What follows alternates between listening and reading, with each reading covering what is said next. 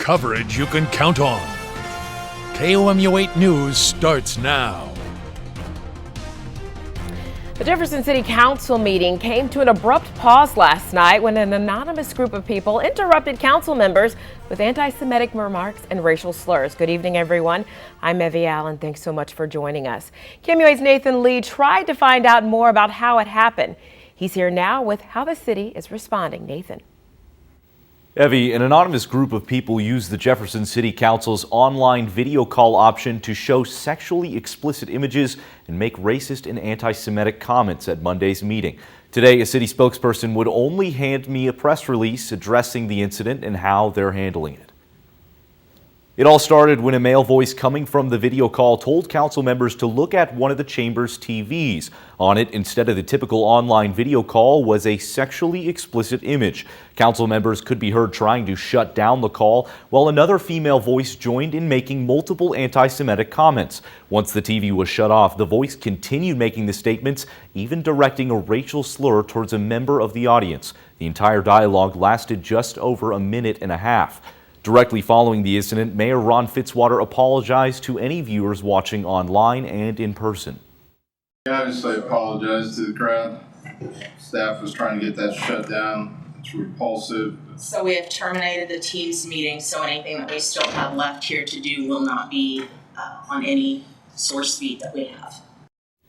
Today, a city spokesperson said no one wanted to address the issue on camera. However, in a press release, the city condemned the hateful speech, extending gratitude to residents who speak out against offensive comments and maintain a welcome atmosphere. The city said its IT department is working on and finding the closing, quote, technical loophole. There is currently no official investigation into the event. In the studio, Nathan Lee, KOMU 8 News. All right, thank you, Nathan. Back in January, Taylor Swift made headlines, but not for the usual reasons. Deep-fake pornographic images of the pop star went viral on social media. The images sparked a national conversation about the use of AI and the laws that are in place to regulate it. KOMU 8's Siobhan Harms is live at the Capitol with details on what some lawmakers are trying to do to regulate the technology. Siobhan. Evie, the term deepfake is relatively new. It was coined back in 2017 after a Reddit user used facial swapping technology to create pornographic deepfakes. Since then, very little has been done to regulate deepfakes, and some Missouri lawmakers are trying to change that through what they call the Taylor Swift Act.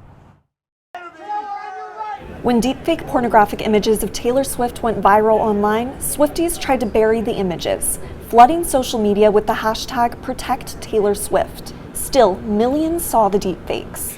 The incident speaks to a very real challenge of stopping deepfake porn and AI-generated images of real people. There are no federal laws regulating deepfake pornography, and in Missouri, there are no state laws regulating the technology. That's why Republican Representative Adam Schwadron sponsored the Taylor Swift Act. As the father to two little girls, ages 8 and 11, this is a problem that I would like to nip in the bud rather than have them deal with it when they get older. The bill allows victims to pursue civil actions like seeking financial compensation for damages. The Democrats on the committee that heard the bill expressed support. Bill is absolutely necessary. Unfortunately, this is the way of the world right now. We are seeing more and more of these kind of revenge porn or just inappropriate images and videos are becoming more and more popular and easier to access and easier to create.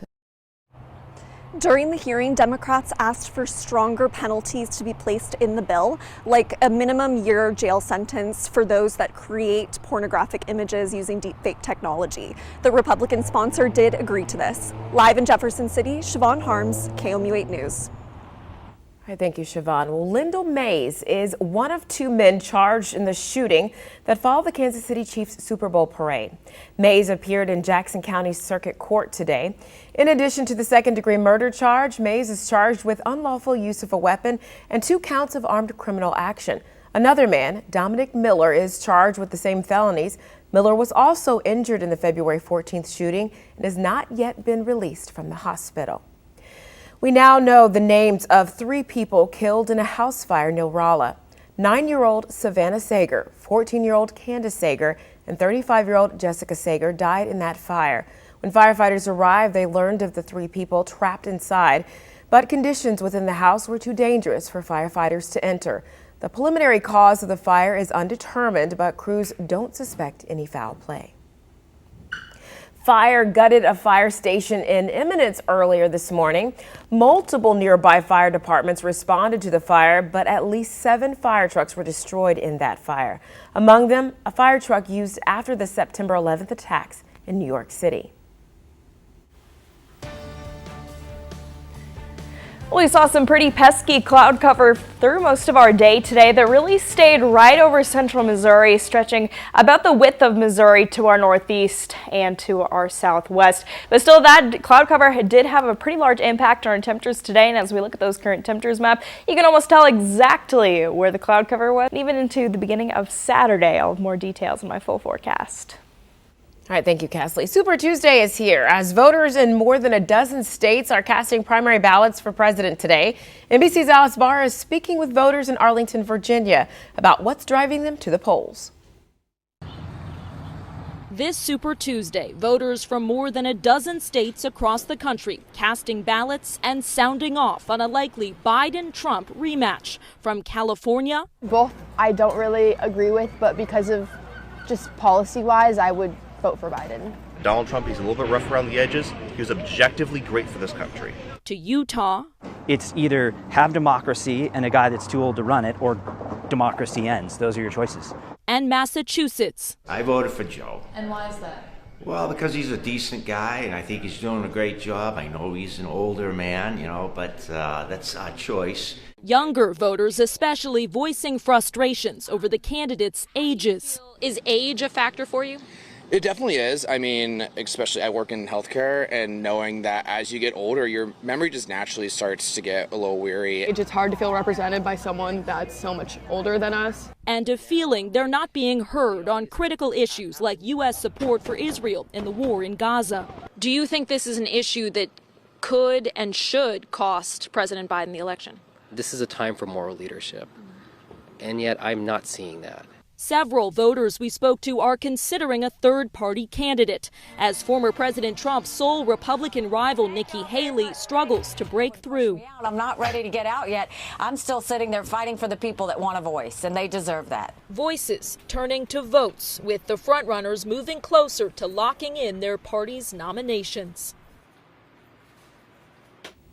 That was NBC's Alice Barr reporting. Now, Hamas responded to mediators saying there would be no exchange of prisoners before ceasefire in Gaza. Hamas senior leader Osama Hamdan said, quote, "The security and safety of our people will not be achieved except through a permanent ceasefire, the end of the aggression, withdrawal from every inch of Gaza, and the entry of aid to our people in Gaza is our utmost priority." Hamas also accused Israel of stalling on reaching an agreement and warned negotiations would not be open-ended as Israel conducts its offensive into Gaza. Coming up, the search begins for the next leader of Mizzou athletics. And Columbia says goodbye to a longtime public servant. And temperatures this evening are 29 degrees cooler in Columbia than what we saw at this time yesterday. After the passage of last night's cold front, we will start to see some slightly warmer temperatures as we head into our day tomorrow with the help of some sunshine. I'll have more details in my full forecast. Right now, you're taking a live look over mid-Missouri. This is KOMU 8 News at 5. Coverage you can count on.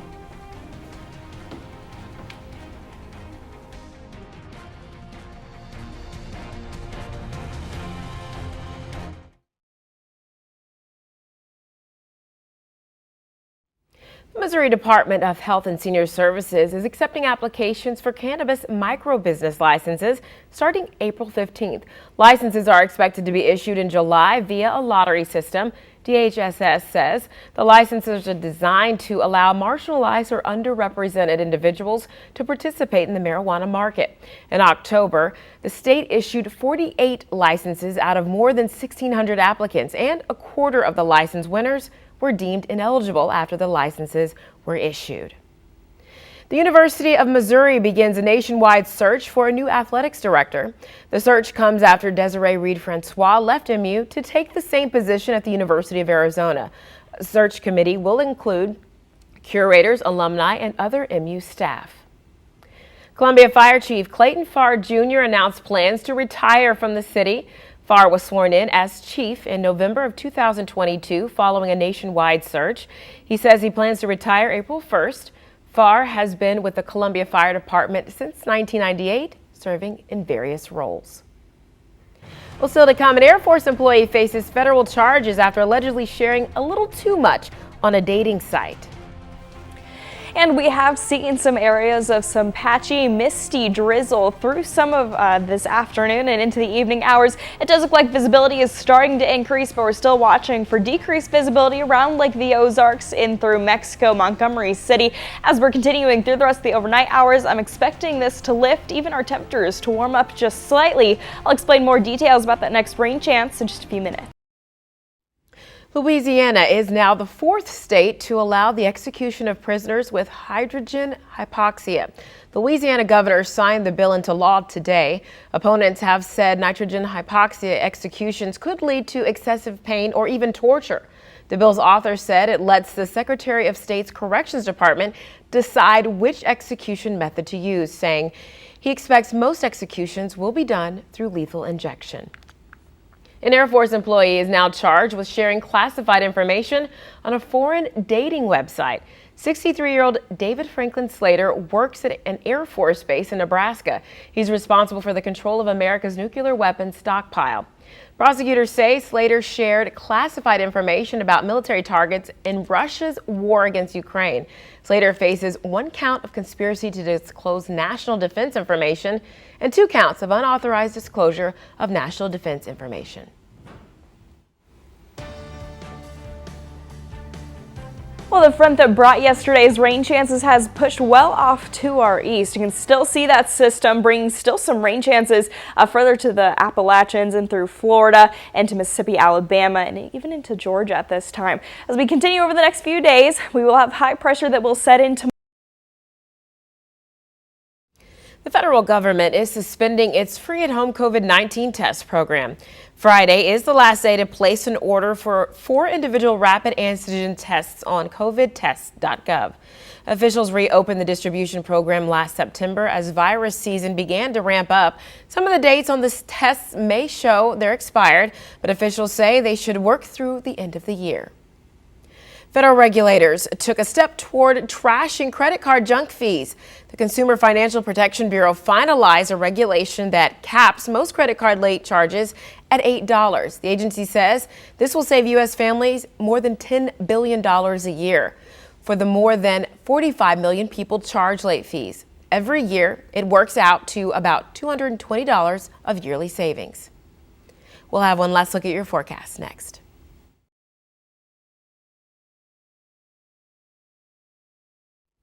A Jefferson City Council meeting came to a halt after racist and anti-Semitic statements were heard during an online call. KOMU 8's Nathan Lee joins us in studio with a recap of her top story. Nathan. Evie, an anonymous group of people used the Jefferson City Council's online video call option to show sexually explicit images and make racist and anti-Semitic comments at Monday's meeting. Council members could be heard trying to shut down the call while a male and female voice made multiple anti-Semitic comments. The entire dialogue lasted just over a minute and a half. In a press release, the city condemned the hateful speech, extending gratitude to residents who speak out against offensive comments. The city said its IT department is working on finding and closing the, quote, technological loophole. In the studio, Nathan Lee, KOMU 8 News. Thank you, Nathan. Coming up at 6, a suspect was arrested and charged in connection to a shooting in Camden County last night. We'll have more for you at 6. And temperatures as we start out tomorrow morning will be in the low 40s, a mixture of sunshine and cloud cover through the day on Wednesday, with high temperatures returning to the upper 50s and lower 60s as we continue in the rest of your afternoon. And then from there, we will see an increase in cloud cover that will lead us to rain chances Thursday, Friday, and even into this weekend. We're expecting widespread chances for rain to end out this week and to begin your weekend. A slight cool down on Saturday, but we do start that warming trend into the beginning of next week. 56 by Sunday, in the low 60s by Monday, and near 70 degrees by next Wednesday. What a dramatic change from yesterday to today. I know, and then it's only going to keep going. Isn't that crazy? We'll see you back here at 6.